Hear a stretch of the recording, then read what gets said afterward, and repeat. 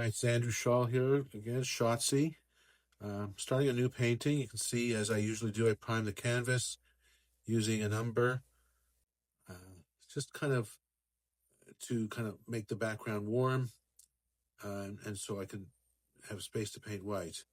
We're going to see a skip here momentarily. The camera kind of went off for a second. Oh, there we go. Apologize for that.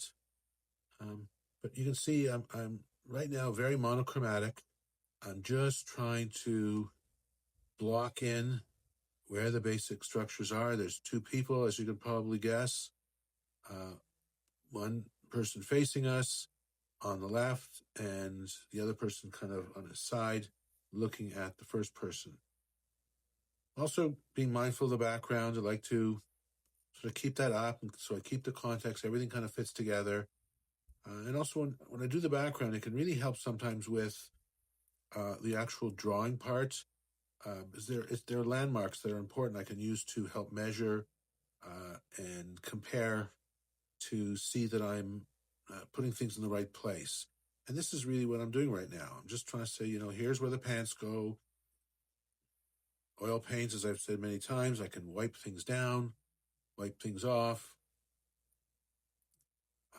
It's very movable. It stays wet for quite a while. Focusing on some of the darks. And like I often do, I kind of exaggerate them a little bit. As you can see, his nose, and it's quite dark underneath there. Not too many people would have a nose that looks like that. But it really helps me see where things go.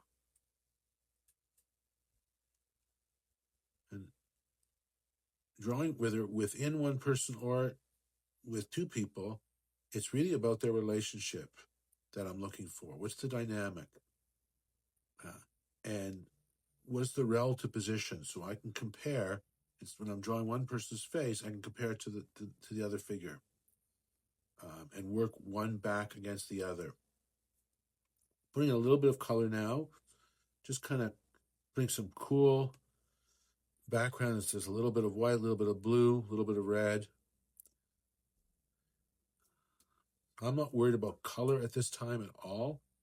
I'm worried about or paying attention to value, dark and light. That's what gives structure.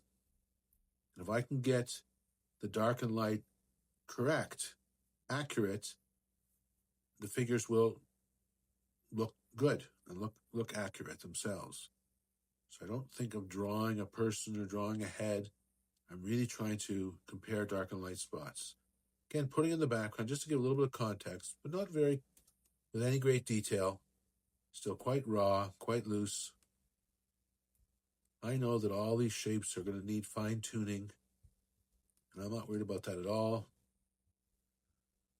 This man here that I'm doing he's actually wearing a white shirt, but as I've explained before, white shirts actually are barely white at all, because there's things reflecting. The white reflects everything, particularly the sky and the surroundings. In fact, both these figures will reflect a little bit off each other. There I'm using the negative space around his right arm down there, just to kind of carve it in a little bit better, get a better idea of where it goes. Now bringing some color, more into the face, a little bit of yellow. Typically the upper parts of face are more towards the yellow end, mid, more towards the red, and the chin and below tend to be a bit cooler towards the blue, the green. Again, still blocking in light and dark. That's my focus. And I can modify whatever I put down, I can always modify. And oil paint really is very, very flexible that way. I'm trying to get the shape of that arm. Moving around, as I say, I don't want to get too focused in any one area. I'll start to get too detailed and probably overwork it.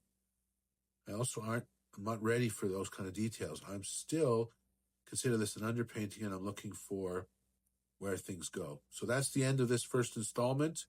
Another one will follow very shortly. Thanks so much. Bye-bye.